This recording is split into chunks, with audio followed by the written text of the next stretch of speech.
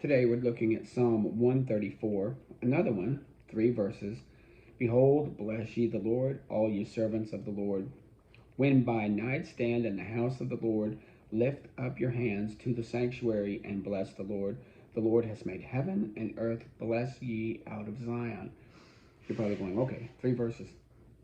How does this one relate to anything? There's powerful imagery here. If you think about imagine a guy going in and it's his turn to go and stand before the Lord at night and keep the bread and keep the lights going and to sing praises and to pray and to praise. And it's night, it's dark, you hear, the rustling of night sounds, either animals or birds or, all this kind of stuff that happens in the night. You don't have a lot of light like we have light all over the place. So the light mostly comes from the temple where you're at. And in this solemnity, you know, you're in the house of the Lord. Lift up your hands in the sanctuary in this peace and this from all the turmoil. And we could find that place of peace that in within us to stop in that sanctuary, it says we are the temple. Again, using that imagery to worship from. Imagine if a man standing there and it's hours before daytime and you're by yourself, the other guys might be outside milling around, and you just take a moment to praise in the purity of that moment. There's a lot of imagery here, 3 little verses, but I love what it says at the night stand. You're on the night watch, and it's perfect time in that solemnity and that quietness to worship the Lord. Very strong imagery in 3 little verses. Very nice. Going back to 2 Samuel, and we're finishing off Samuel. We are in 23. We finished 22 yesterday. That poetry that David gave was again very beautiful. The idea of here he is talking about again who God is and the power of who he is, his situation of where he was, and then who he was in that situation, and then what God is going to do in the situation and show himself powerful and being king of the situation. God takes it personal. He sees it as avenging, as vengeance. There's a story, a verse in Isaiah that Jesus was preaching from physically when he was here. He read from a scroll and he read part of Isaiah, but he stopped. It was talking about what Messiah would be when it came and how it would heal the brokenhearted and the lame would walk, etc. But he stopped before he said, the day of the vengeance of our Lord. That is coming the second time. He will come to avenge. He's not, like I said, he's not going to be here to tell funny stories and parables and pat people on the head and feed the 5,000 or whatever, walk on water. He's coming back as the king to avenge how people have treated people who have followed him. He takes it personal and he's going to avenge himself. Vengeance belongs to him because it is against him. If people do not like you for your Christian stance or your Christian viewpoints, it's not you. It's Christ that they're not liking. You just happen to be there. And he takes that personally. So it's again a very wonderful psalm within 2 Samuel. 23, he gives his last words. In 22, he gives the psalm.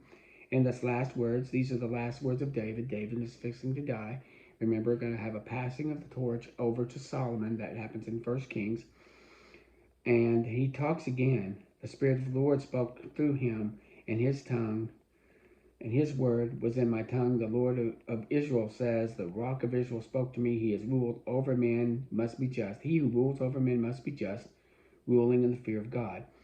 And he shall be as a light of the morning, even to the sun rising, even a morning without clouds, as tender grass springing up in the earth by clear sunshine. He talks about what this king is supposed to be, what the king needs to be. And he's talking to Solomon, but he's also talking to the people. This is what you need to expect from your king. Although my house be not so with God, yet he has made me an everlasting covenant, ordering all of the things that are sure, even this to my salvation and all my desire, although he make it not to grow. He's talking about how parts of his life were rough, parts of his life had iniquity, but yet the promise of God through him will grow. But he talks about how the sons of Belial shall be as thorns. And I love what he is at the very end. He talks about his enemies, the sons of Belial. There is thorns, and they shall be cast away. For the man that shall touch them must be fenced with iron, and the staff of a spear, that they may utterly burn by fire in the same place. Interesting thing to end with. What happens to the enemies? And then this is a kind of a foreshadowing or a typology of hell. He says, if you're going to take care of the children of Belial, you must judge them, and he's going to be judged by fire. If you do this, you have to be fenced with iron and use a staff or a spear. The idea that if you were dealing with thorns or thickets or brambles, you would have to, of course, you're going to be dealing with fire. You got to protect yourself from fire by iron. You're also going to have to protect yourself from the brambles and thorns, as they're going to try to cut you. And you take them to the fire and you toss them in. That's the imagery here of the sons of Belial, the sons of confusion, the sons of disagreement, the sons of war that are out there that want to fight against God. That's who these people are. And he talks about how you're going to handle them, and that's how Solomon is to handle him. That's how all the kings were supposed to handle them. We're trying to keep sin out of the camp, keep sin away, and stand in the righteousness of who Yahweh is, in his statutes, his commandments, his values, his expectations. It's all about him. And so David ends with these words. What I love when I turn the page is we get to meet a lot of cool guys. There's a lot of cool guys in this last chapter. These are his mighty men. He had said there were 37 mighty men. He doesn't list all of them, although he lists all of their names. I won't try to read all their names because I'll mess up most of them.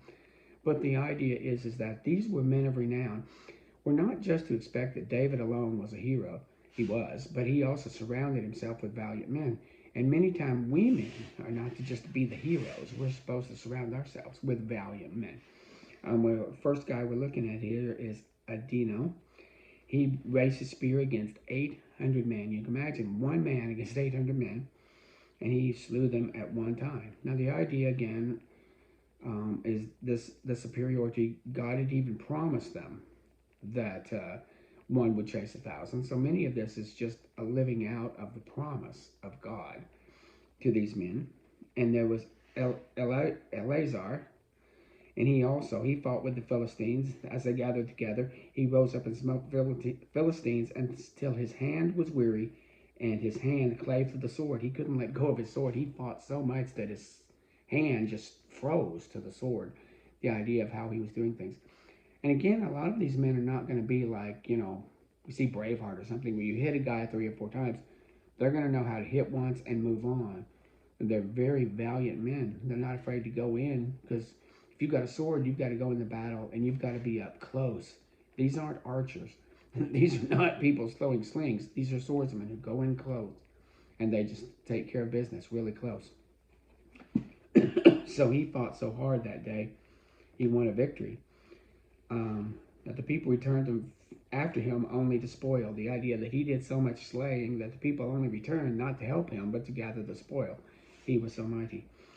Shamar, he's next, and he went against the troop in a place where there were lentils. It was a slippery ground, and yet he stood among the slippery ground and fought a troop, and a troop could be, anywhere from 20 to 50 men. And he fought them in lentils. And you'd think that would be very slippery, but he knew to make himself sure-footing, and he let his enemy come to him. And he stood in the midst of the ground and defended it and slew the Philistines, and the Lord wrought a great victory. These men also didn't claim this victory for themselves. The Lord wrought the victory. These 3 were the chief men that came down, and that were his top 3. There's a story here that's thrown in here to where when David was fighting with the Philistines in the valley of Rephaim, remember when I told you about this valley that went from Gath up to the city of David, to Jerusalem, and it's a valley. It was an easy way for the enemy to get in. And so they would fight in this valley from different parts of the valley. They were encamped in a cave in this valley. And David just happened to say, that I wish I just had some water from the pool of Bethlehem. These 3 men heard that. These 3 men heard that, and they got up and they went through the Philistines And they fought with dozens, maybe even hundreds, I don't know, Philistines. It said they fought with the Philistines, the host of the Philistines, who were going through the Philistine army to get to Bethlehem just to get David some water. So they get David some water and they bring it back. They may have had to fight their way back also.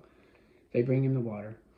He realizes what they've done and he pours out his sacrifice to the Lord because of in honor of what these men have done. They sacrificed their life just for that water.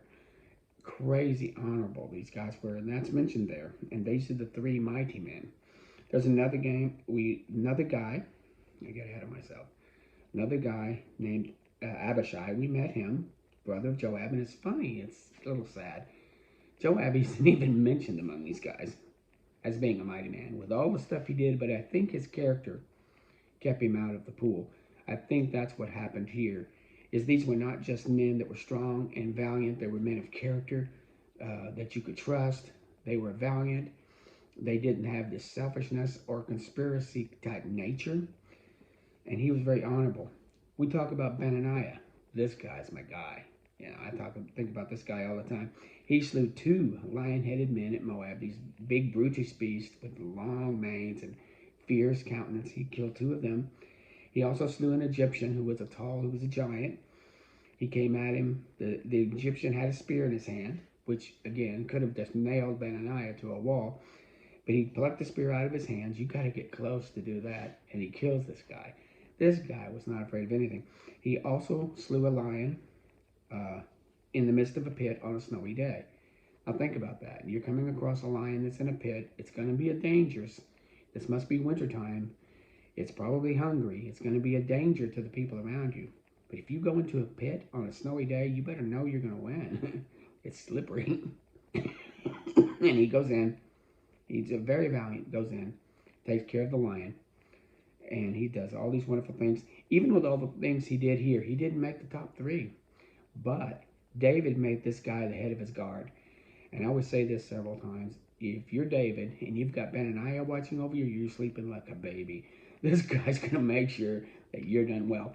Remember when Abner went to sleep? Of course, it wasn't his fault. God put him to sleep. Abner was actually a good guy. He really was. He was trying his best, and he was being honorable to the king. I don't think he wanted to go to sleep. God did that to deliver Saul to David, but yet David did not take the king's life because he was the anointed of God. So Abner was still a good guy. Didn't deserve to die like he did. Even David admitted that. But here we've got him. Benaniah is watching over David. We go down the list, and he starts with Abishai again, the brother, and he goes down the list. Some of them we talked about earlier. Elkanah is mentioned, and Shamar is mentioned, and we have these others that are mentioned, and some of them, there's Benaniah, he's mentioned in here. Hildiah is mentioned in here. We haven't talked about him. There's only some of these men you don't know, but just to have your name on this list was an honor. You remember, there were hundreds of thousands of men that were valiant under David, but these were the top ones. And he mentioned these. We go through this. We see names that are unfamiliar to us. Zeleg and Parai and Nerai. But at the very end, we talk about, there was one in here I was going to mention also. Where is he? It's that same guy that when David was leaving and he wanted to go with him, Ittai the Gittite, he's mentioned in here as being a valiant man of God, man of David, a valiant man. And in this, he was part of the 37. But when we end the chapter, we end on a very somber note. There's a chord that gets hit here, and we just sit there and it resonates. The last person mentioned is Uriah the Hittite. The husband of Bathsheba was not just some dude who lived next door. It was one of his 37 valiant men. He sent this valiant man to his death. He told Joab to run some men up to the wall and make sure Uriah isn't amongst them, even though you know that's a dangerous thing to do, that it killed Abimelech. That's how Abimelech died, because he ran up to a wall. He was foolish. You don't want to get that close to a wall. They'll drop things on you. But he has Joab order these men to the wall, knowing they're going to die, and even pull back from them, because that's the only way they're going to die. And that happened to Uriah, and he was one of the 37. That's poignant. That should make us stop and just feel, that he did this to a valiant man of honor, one of his top 37. It's a place to sit and think, a somber feeling you need to have, how he turned against even one of his most valiant men because of sin. Think about that. We'll finish 24 tomorrow. Excuse me, but I love this chapter. These guys are cool. Each one of them are stud in their own right, and they stand as valiant and honorable, and they stood for Jehovah, just as David did. Very, very good men.